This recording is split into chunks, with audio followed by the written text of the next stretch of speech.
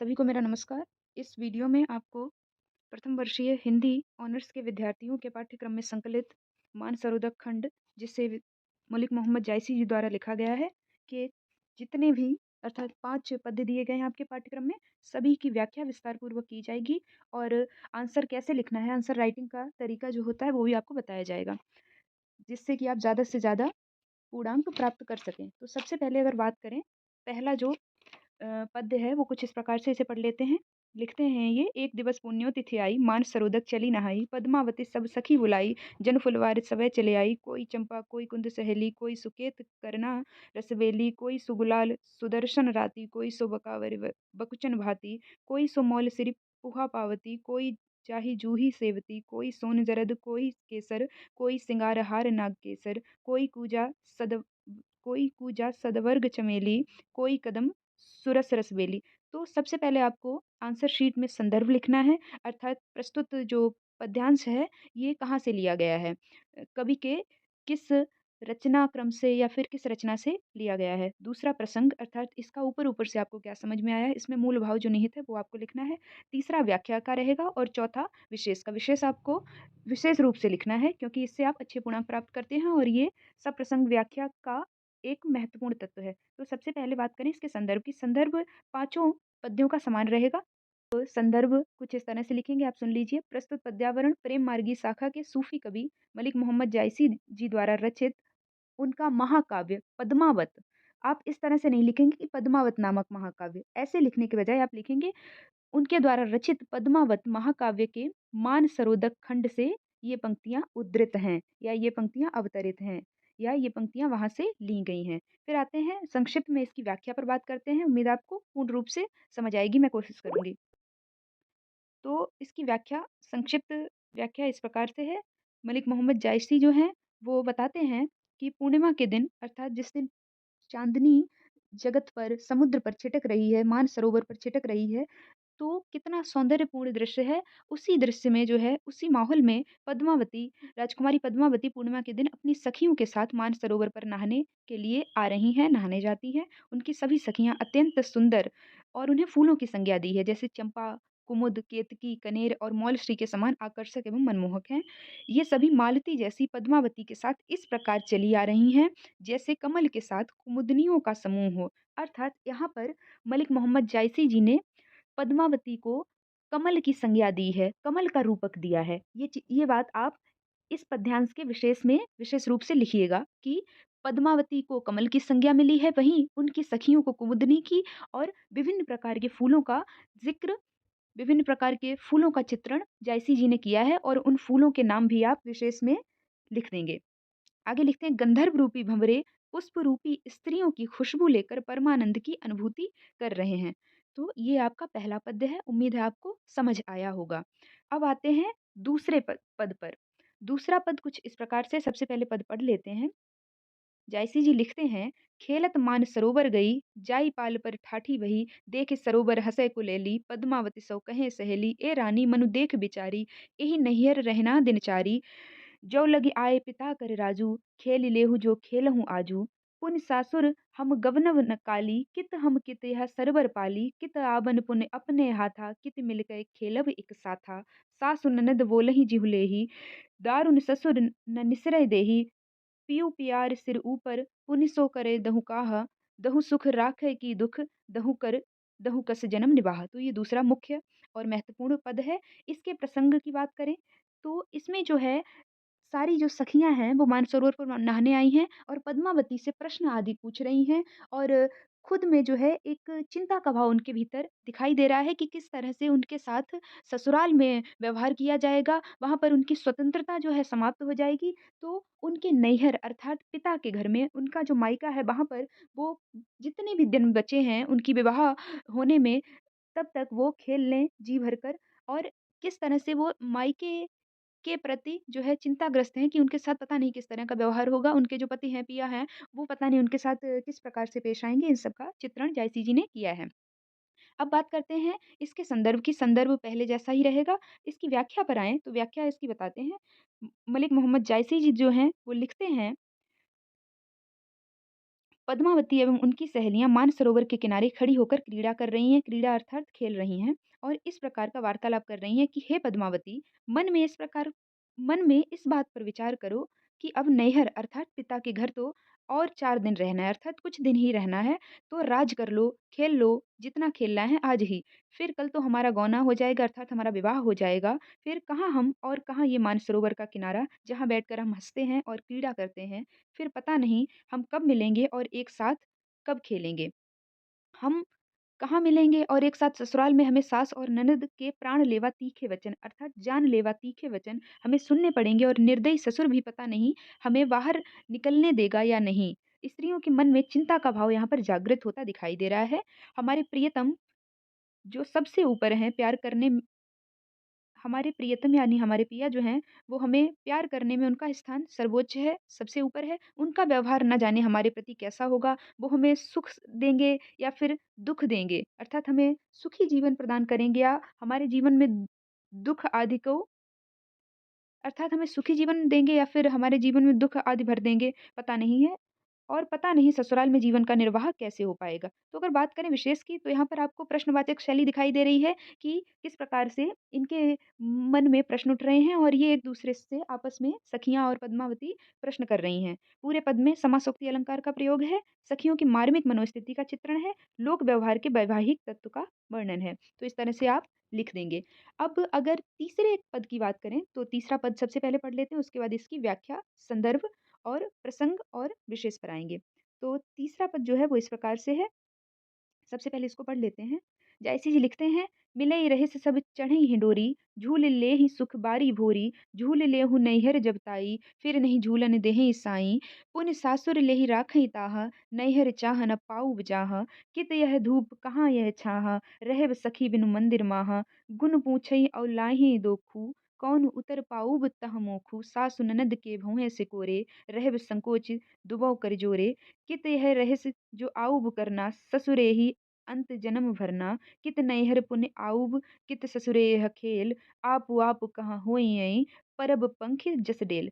अब आते हैं इसके प्रसंग पर। तो इसका प्रसंग इस प्रकार से है कि प्रस्तुत अध्यांश में पद्मावती और सखियों के बीच मार्मिक वार्तालाप का चित्रण किया गया है। किस प्रकार से उनके साथ में ससुराल में व्यवहार होगा, उनकी आज़ादी जो है वो समाप्त हो जाएगी तथा उन्हें नैहर यानी अपने पिता के घर भी आने नहीं दिया जाएगा और उनकी जो सास और ननद होंगी वो किस प्रकार से सदैव उनका वो किस प्रकार से सदैव उन पर दोषारोपण करेंगी और उन्हें कष्ट आदि देंगी।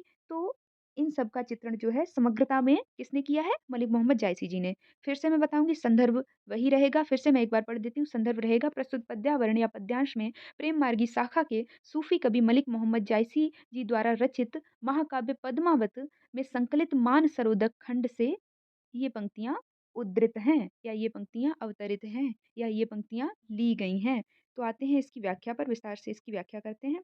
तो सखियाँ कहती हैं कि जब तक हम कुँवारी हैं अर्थात हमारा विवाह नहीं हुआ है तब तक हम एक-दूसरे से मिल लें, झूला झूल लें, जब तक पिता के घर हैं तब तक क्रीड़ा कर लें, झूला झूल लें, फिर ससुराल में पतिदेव अर्थात पिया इस तरह का अवसर और आज़ादी दें या ना दें वो बाद की बात है।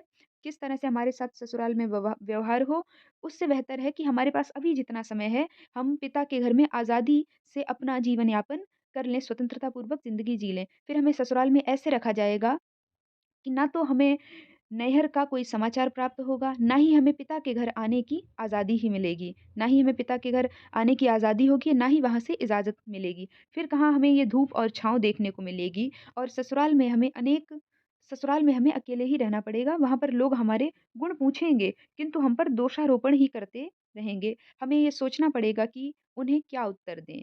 यानी हमें सोच समझ कर अपने उत्तर उनके सामने रखने होंगे। ससुराल में सास और ननद भ्रकुटी अर्थात भौहें सिकुड़े रहेंगे सदैव और हम पर दोषारोपण, आरोप, प्रत्यारोप करते रहेंगे, लेकिन हमें हाथ जोड़कर संकोच करना पड़ेगा। उनके दोषारोपण का उत्तर देने में हमें संकोच करना पड़ेगा। कवि जो है बताते हैं कि ये चिंतित हैं कि कब हमें ये ज़िंदगी, ये आज़ादी, ये सुख के दिन प्राप्त होंगे, जो अभी हम नैहर में व्यतीत कर रहे हैं। वहाँ तो हमें जीवन पर्यंत तक दुःख ही भोगने होंगे।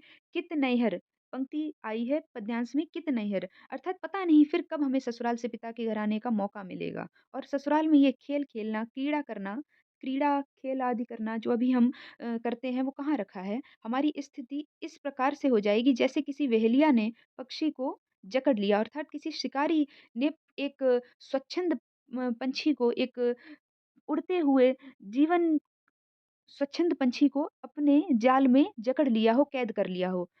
उसी प्रकार ससुराल वाले हमें कैद करके रखेंगे और ससुराल रूपी पिंजरे से आज़ाद होना संभव नहीं होगा। की व्याख्या उम्मीद है आपको समझ आई होगी। तो यहाँ पर भी जो है विशेष में आप पद्य में कौन-सा अलंकार निहित है, कौन-सा रस निहित है, कौन कैसी भाषा शैली का प्रयोग हुआ है, प्रश्न पूछे जा रहे हैं या फिर करुण भाव उद्धृत हुआ है और ये सब आप बताएँगे। साथ ही साथ आप इसमें निहित मलिक मोहम्मद जायसी जी जो हैं सूफ़ी कवि हैं, उनके काव्य में किस प्रकार रहस्यवाद समग्रता में समाहित रहता है, ये भी आप विशेष में रेखांकित करेंगे। इसके बाद आते हैं चौथे पद पर। तो चौथा पद इस प्रकार से है, इसे पढ़ लेते हैं सबसे पहले। "सरवर तीर पद्मिनी आई, खोपा छोरी केस मुकलाई, ससीमुख अंग मलय गिरिवासा, नागिन झाँपि लीन चहुँ पासा, ओनहि छटा परि जग चाहा, ससि के सरन लीनु जनु राह, छपि गए दिनहु भानु कय दासा, लेइ निसि नखत चाँद परगासा, भूल चकोर दीठ मुख लावा, मेघ घटा मह चंद दिखावा, दसन दामिनी कोकिल भाखी, बहु धनुख गगन लेहि राखी, नयन खंजन दुहि केलि करेहि, कुच नारंग मधुकर रस लेहि, सरवर रूप विमोहा, हिये हिलोरहि लेइ, पाँव छुवै मकु पाँव एहि मिस लहिरहि देहि। तो ये चतुर्थ महत्वपूर्ण पद है। इसके प्रसंग पर आते हैं। प्रस्तुत पद्यांश में मलिक मोहम्मद जायसी जी मानसरोवर पर स्नान के लिए आई पद्मावती के सौंदर्य का विराट बिंब और अनुपम सौंदर्य, यहाँ पर थोड़ा मिसप्रिंट है, अनुपम सौंदर्य का वर्णन कर रहे हैं। तो आप इसके विशेष में भी लिख देंगे कि प्रस्तुत पद्यांश में बिंबात्मकता है, चित्रात्मकता है। तो अब इसकी व्याख्या करते हैं। इस अब इसकी व्याख्या विस्तार में करते हैं। तो व्याख्या आप देख लीजिए। जयसी जी लिखते हैं, मानसरोवर के किनारे पर पद्मावती आ पहुंची हैं। उनके केस खुले और फैले हुए हैं। उनका मुख चंद्रमा के समान सौंदर्य युक्त, मुक्त नहीं यहाँ पर होगा, सौंदर्य युक्त, तथा उनकी देह यानी शरीर से मलय गिरी अर्थात चंदन की सुगंध आ रही है और उनके काले केशों ने चेहरे को ऐसे ढका है जैसे नागिन रूपी केस हों, अर्थात किसी सर्प आदि ने उनके चेहरे के चारों ओर कुंडली मार ली हो। ऐसा प्रतीत होता है जैसे जग पर यानी संपूर्ण जगत पर काली छटा, यहाँ पर छटा होगा आप देख लीजिएगा, संपूर्ण जग पर काली छटा छा गई हो और ऐसा लग रहा है जैसे चंद्रमा पर राहु का ग्रहण लग गया हो। शशि चंद्रमा पर राहु का ग्रहण लग गया हो, शशि ने खुद को राहु की शरण में कर दिया हो। पद्मावती का चंद्र रूपी मुख बोध करवाता है पाठक को कि दिन में ही सूर्य छिप गया हो और चंद्रमा निकल आया हो, रात में चंद्रमा नक्षत्रों को साथ लेकर आकाश में उदित हो गया हो। यहाँ पर पद्मावती को कवि ने चंद्रमा और उसकी सहेलियों को नक्षत्र माना है। चकोर भी जो चांद को निहारता रहता है, वो भी पद्मावती के मुख रूपी चंद्रमा को टकटकी लगाकर देखने लगा, क्योंकि बिखरे बालों में रानी पद्मावती का मुख ऐसा प्रतीत हो रहा है मानो बादल की छटा में चंद्रमा शोभायमान हो रहा हो। पद्मावती के दांत जो हैं, दंत पंक्ति जो है वो बिजली के समान चमकीले हैं, तथा उनकी भाषा यानी आवाज कोयल के समान कर्णप्रिय एवं मधुर है। उनके ऊंचे ललाट यानी माथे पर सुशोभित भौहें आकाश में तने इंद्रधनुष के समान हैं। उनके नेत्र खंजन यानी पक्षी के जोड़े की तरह क्रीड़ा करते हुए प्रतीत हो रहे हैं। कवि अंत में कहते हैं कि पद्मावती के ऐसे अद्भुत रूप को देखकर सरोवर मोहित हो गया है और आनंद की लहरें हिलोरें ले रहा है, ताकि इसी बहाने पद्मावती के चरणों को छू सके। तो इसके विशेष में आप जो है किस तरह से पद्मावती के अंगों को, पद्मावती के शारीरिक अंगों को भिन्न-भिन्न उपमान दिए हैं और किस तरह से उनकी सखियों की तुलना नक्षत्रों से की है और इनकी पद्मावती की तुलना चाँद से की है, यानी पद्मावती को चाँद का रूपक दिया है, ये भी आप रेखांकित करेंगे। साथ ही साथ आप बताएँगे कि किस तरह से मलिक मोहम्मद जायसी जी ने पद्मावती का नक्शिक वर्णन यहाँ पर प्रस्तुत किया है और इसमें किस तरह का शैली का प्रयोग हुआ है, इसमें कौन-सा रस, कौन-सा अलंकार, कौन-सी शब्द शक्ति निहित है, वो भी आप बताएँगे। अंतिम यानी कि 5वाँ जो पद है मानसरोवर खंड में संकलित, उस पर बात कर लेते हैं। तो सबसे पहले इसको पढ़ लेते हैं। ये कुछ इस प्रकार से लिखते हैं जायसी जी कि धरि तीर सब कंचुक सारी, सरवर मह पैठी सब बारी, पाई नीर जानऊ सब बेली, हुलसहि करहि काम के केली, करिल केस बिसहर विसहर हे, लहर लेई कंबल मुख धरे, नवल वसंत सांवरी नवल वसंत सवारी करी, होहि प्रगट जानहु रस भरी, उठी कोप जस दारिव दाखा भई उन्नत प्रेम कै साखा सरवर नाहि समाई संसारा चाँद नहाई पैठ लई तारा ध्वनि सो नीर ससी तरई ऊई अब कित दीठ कमल अउकूही चकई बिछुरि पुकारई कहाँ मिलऊँ ओ नाहा एक चाँदनी से सरग महा दिन दूसर जल महा। तो सबसे पहले इसका जो संदर्भ है वो ऊपर की भांति समान ही रहेगा। इसके प्रसंग को देख लेते हैं। तो प्रस्तुत पद्यांश में मलिक मोहम्मद जायसी जी ने वर्णन किया है कि पद्मावती अपनी सखियों के साथ मानसरोवर पर स्नान के लिए जाती है। पानी में प्रवेश करके वे सब जल क्रीड़ा करने लगती है। इसी जल क्रीड़ा का वर्णन जायसी जी ने किया है। तो इसकी व्याख्या पर आ जाते हैं सीधे। जायसी जी लिखते हैं कि पद्मावती और उनकी सखियों ने सरोवर के तट पर अपने अंग वस्त्र रख दिए हैं और जल में उतर आई हैं। उनके क्रीड़ा करने को कवि ने ऐसे प्रस्तुत किया है जैसे पौधों की बेलें जल पाकर फूल रही हों, प्रफुल्लित हो रही हों। उन सभी के बिखरे हुए केश उन सभी के बिखरे हुए केस थे जिन्हें देखकर ऐसा आभास होता है मानो काले केश रूपी विषधर सर्पों ने उन स्त्रियों के मुख रूपी कमलों को अपने कुंडली चक्र में जकड़ लिया हो और वे लहरा रहे हों। उन तालाब उस तालाब में स्नान करती हुई वे बालाएं ऐसी जान पड़ती हैं कि मानो वसंत ऋतु ने उन सखी रूपी कलियों को अपने हाथ से सजाया हो तथा वे सभी कलियां रस से आप्लावित होकर खिल उठने के लिए आतुर हो रही हो। अर्थात यौवनावस्था का चित्रण यहाँ पर जायसी जी ने किया है। तो उम्मीद है आपको समझ आया होगा। बाकी अगर आपको कोई समस्या आती है तो आप कमेंट सेक्शन में पूछ सकते हैं। मैं इस सीरीज़ को जो आपके पाठ्यक्रम की सीरीज़ है इसको इसी तरह से कंटिन्यू रखूँगी, अगर आपकी तरफ से मुझे अच्छा रिस्पॉन्स देखने को मिलता है। बाकी चैनल को सब्सक्राइब ज़रूर करें, वीडियो को लाइक करें, अपने दोस्तों के साथ में शेयर करें। साथ ही साथ आपको अगला वीडियो किस टॉपिक पर चाहिए वो भी आप कमेंट सेक्शन में बता सकते हैं। वीडियो देखने के लिए शुक्रिया।